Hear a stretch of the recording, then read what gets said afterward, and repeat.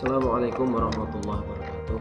Alhamdulillahirabbil alamin. Wassalatu wassalamu ala asyrofil anbiya'i wal mursalin sayyidina Muhammadin wa ala alihi washabihi ajmain amma ba'du. Anak-anak sekalian, kelas 12 akuntansi dan ATP yang Bapak banggakan dan Bapak sayangi. Pada hari ini kita kembali bertemu walaupun dalam suasana yang pembelajaran jarak jauh, tapi tidak mengurangi antusiasme kalian semua, antusiasme dari Bapak Ibu guru untuk senantiasa memberikan pelajaran yang terbaik untuk kalian semua. Dan demikian belajar dengan semangat yang tinggi, ya, walaupun dengan secara daring ataupun online, tapi itulah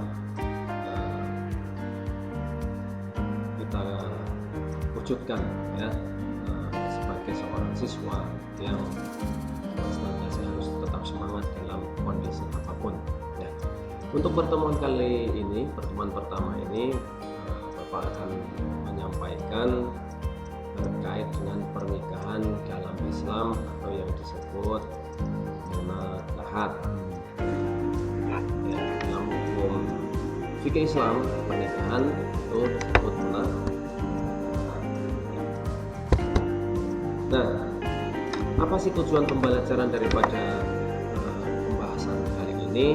Itu yang pertama mengenai pengertian pernikahan, ya, mengenai hikmah pernikahan dan tujuannya, mengenai hukum, rukun dan syarat nikah, kemudian memahami muhrim dan perwalian, mengetahui hak dan kewajiban suami istri, mengerti hal-hal yang terkait dengan kegiatan pernikahan, hal baik wujub dan menjelaskan masa idah. Tetapi untuk pertemuan pertama kali ini, ya, kita baru akan membicarakan terkait dengan pengertian pernikahan dan hikmahnya, ya, kemudian hukum-hukumnya juga, ya, itu yang akan kita bahas pada pertemuan kali ini.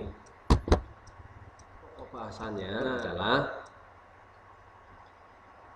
makna nikah, tujuan nikah, hukum pernikahan, kriteria mencari jodoh. Ini untuk pertemuan pertama. Untuk selanjutnya nanti, ya, ada pacaran, apa itu pacaran, ada tidak dalam Islam, rukun dan syarat pernikahan, mahram, ya, dan rusaknya pernikahan. Ini untuk selanjutnya, pada pertemuan selanjutnya.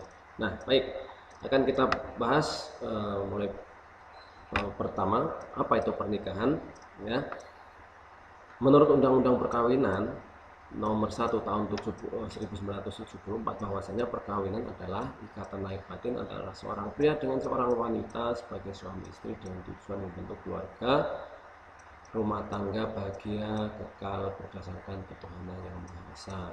Jadi seseorang yang bersatu itu dalam ikatan lahir batin, ya, tidak hanya bersatu toh, tapi tidak ada ikatan, ini ada ikatan lahir batin, ya. Kemudian dalam kompilasi hukum Islam, peraturan pemerintah nomor 1 1991, ini terkait juga membahas masalah pernikahan, perceraian, warisan, dan zakat, infak, dan sedekah. Ini juga dibahas dalam PP nomor 1 tahun 1991 tentang kompilasi hukum Islam. Nah, kemudian menurut hukum Islam, perkawinan, ya, adalah akad yang sangat kuat atau mitsaqon ghalidho. Ini ikatan kuat untuk mentaati perintah Allah dan melaksanakannya atau melaksanakannya pernikahan tersebut, dilaksanakan pernikahan tersebut itu dianggap sebagai ibadah, ya, sesuai dengan firman Allah, wa kaifa ta'khudunahu wa qad afdha ba'dukum ila ba'din wa akhadna minkum mitsaqan ghalidha.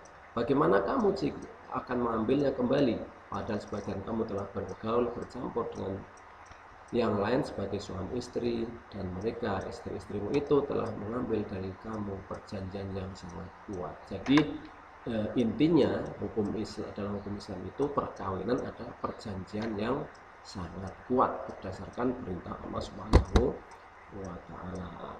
Nah itu misakon ghalidhon tadi sudah Bapak jelaskan ya, adalah ikatan perjanjian pernikahan yang agung antara suami laki-laki dan perempuan sebagai suami istri. Kemudian yang selanjutnya apa sih tujuan dilaksanakan pernikahan? Ya, mendapatkan ketenangan dan ridho dari Allah.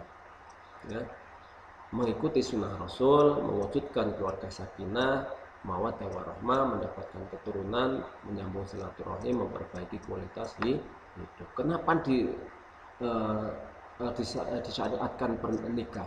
Ya ini, ya ini tujuan inilah yang membedakan antara manusia dengan binatang. Ya, sementara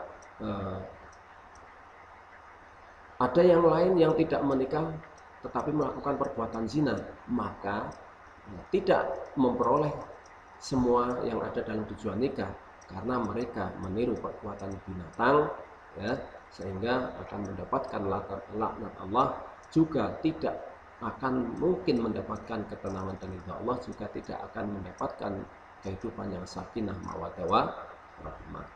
Ya. Yang selanjutnya adalah ini mendapatkan ketenangan ridho dari Allah Subhanahu wa taala. Ini terkait dengan ayat pernikahan, yaitu Quran surat Ar-Rum ayat 21, wa min ayatihi an khalaqalakum min anfusikum azwajan litaskunu ilaiha wa ja'ala bainakum mawaddatan wa rahmah inna fi dzalika laayatil liqaumin yatafakkarun. Di antara tanda-tanda kekuasaannya ialah Dia menciptakan untukmu istri-istri dari jenismu sendiri, supaya kamu cenderung dan merasa tentram kepadanya, dan dijadikannya di antaramu rasa kasih sayang. Sesungguhnya dan yang demikian itu terdapat tanda-tanda kaum yang berpikir. Ya, jadi di dalam prosesi pernikahan atau akad pernikahan ini sebagai tanda bahwasanya kita manusia memiliki akal dan pikiran untuk berpikir jernih. Ya. Tujuannya juga ada di sini, ya. Litas kuno, memperoleh ketenangan, ketentraman, ya. Wa ja'ala bainakum mawaddatan, ya. Memperoleh rasa kasih antara berdua, ya, antara laki-laki dan perempuan, warahmah, dan sayang, saling menyayangi antara mereka berdua. Itulah terkait dengan dalil Al-Quran atau ayat Al-Quran dalam surat Ar-Rum ayat 21. Nah, mengikuti sunnah Rasul ini juga, ya. An-nikahu sunnati faman raghiba an sunnati falaisa minni. Siapa yang mengikuti sunnahku maka dia termasuk golonganku, dan barang siapa yang tidak mengikuti sunnahku, dalam hal ini tidak suka terhadap sebuah pernikahan, maka dia bukan termasuk golongan Rasulullah Shallallahu Alaihi Wasallam. Ya. Selanjutnya, apa sih hukum daripada pernikahan itu? Hukum pernikahan itu, ya, dibagi menjadi 5. Ya. Ini bisa berbeda-beda, ya, tergantung situasi dan kondisinya. Ada wajib, ada sunnah, mubah, makruh, dan haram. Ya. Wajib. Kapan ketika seseorang diwajibkan untuk menikah? Yaitu apabila seseorang sudah mampu secara finansial dan sangat berisiko jatuh dalam perzinahan, karena zina merupakan dosa besar. Ini orang sudah mampu secara finansial, secara fisik, secara pekerjaan, dan juga sudah ditakutkan sangat berisiko apabila tidak nikah, kemudian dia melakukan perbuatan zina, maka ini sudah wajib, ya. Kemudian yang selanjutnya adalah sunnah, ya. Sunnah apabila orang yang sudah mampu namun masih merasa bisa mencegah dari perbuatan zina, usianya masih muda, lingkungannya juga kondusif, yang seperti ini disunahkan. Disunahkan artinya kalaupun menikah bagus, ya, berpahala. Kalaupun tidak, ya, maka juga tidak terkena dosa sunnah, ya. Kemudian yang selanjutnya adalah mubah. Mubah artinya orang yang berada dalam posisi tengah-tengah, ya, antara hal yang mendorong keharusan untuk menikah dengan hal-hal yang mencegahnya untuk menikah. Nah, dalam hal ini juga tidak dianjurkan juga untuk segera menikah, namun juga tidak juga ada larangan untuk mengakhirkannya. Artinya di sini hukum asalnya pernikahan itu mubah, siapa saja boleh, ya. Yang belum cukup, yang belum punya duit yang juga boleh, belum siap juga boleh, apalagi yang sudah siap itu dibolehkan, ya. Tidak ada larangan dalam hal ini. Kemudian makruh, apa itu makruh? Yaitu jika laki-laki tidak sanggup untuk menafkahi secara lahir dan batin, belum mampu, cukup usianya atau belum cukup usia ini, ya. Ini rata-rata di kalangan, masih berada di kalangan anak-anak usia remaja, ya. Sementara nafsunya sudah tinggi, ya, tapi belum cukup umur dan belum cukup usia serta belum memiliki kemampuan secara finansial, ini makro, ya, makro. Kemudian haram, pernikahan pun itu haram dilakukan apabila hanya bertujuan untuk menguasai harta, ya. Tidak lengkap syarat sah dan rukunnya, ya. Tidak mampu memberi nafkah atau bahkan untuk balas dendam, contohnya seperti itu. Nah, itu jelas-jelas haram untuk sebuah pernikahan, ya. Apabila mau dilakukan maka haram.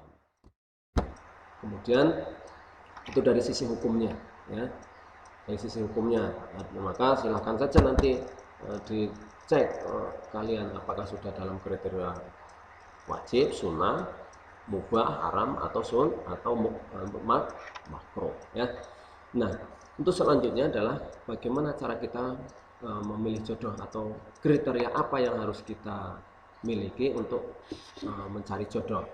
Rasulullah SAW bersabda, tungkahul mar'atu li arba'in, limaliha wali jamaliha, limaliha wali hasabiha wali jamaliha wali diniha, fatfar bidzatid din taribat yadak.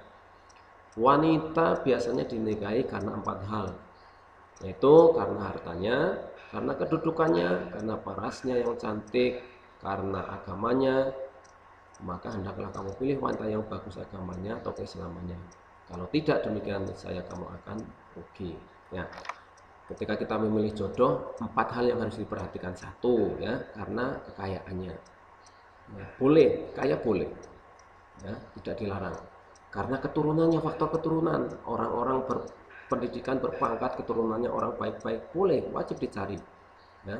Boleh tidak mau menikahi anaknya orang yang tidak benar, boleh, cuma dianjurkan yang baik, Pak. Wali jamaliha, kecantikannya boleh, orang cantik, ya, bagus, perbaikan keturunan pun boleh, ya. Tapi yang lebih bagus adalah karena agamanya, ya, agamanya bagus, sama agamanya itu yang harus dipilih, ya, itu. Kemudian, ya, ini kriterianya yang harus kalian lihat, ya, senantiasa harus dipilih mana agamanya, ini yang paling utama. Supaya apa? Supaya kita semua beruntung, ya, ya. Jodoh itu menjadi rahasia Allah, ya, menjadi rahasia Allah. Setiap manusia sudah ada jodohnya, namun tidak mutlak 1:1, bisa 1:4 untuk yang laki-laki, ya, kalau mampu atau adil. Jika di dunia tidak ditemukan, sangat mungkin di akhirat nanti akan dipertemukan oleh Allah Subhanahu wa taala. Tapi jangan berburuk sangka kepada Allah Subhanahu wa taala. Berusaha maksimal dan berdoa untuk memperbaiki diri, dan jangan terlalu berlebihan atau selektif dalam menentukan kriteria yang ideal untuk mencari jodoh, karena faktor agama yang paling utama, ya. Tidak perlu yang muluk-muluk untuk mencari jodoh, yang penting agamanya bagus, akhlaknya bagus, ya. Nah, kalaupun dapat yang paling bagus, alhamdulillah. Kalaupun tidak, yang penting agama dan akhlaknya bagus. Nah, itulah untuk pertemuan pertama kita bahas kali ini, ya. Mudah-mudahan menjadi pengobat rindu untuk kita semua, di masa pandemi ini belajar melalui daring atau online, sehingga tidak mengurangi semangat kalian semua untuk tetap belajar walaupun dari rumah. Akhiri, apabila ada salah dan salah mohon dimaafkan. Assalamualaikum warahmatullahi wabarakatuh.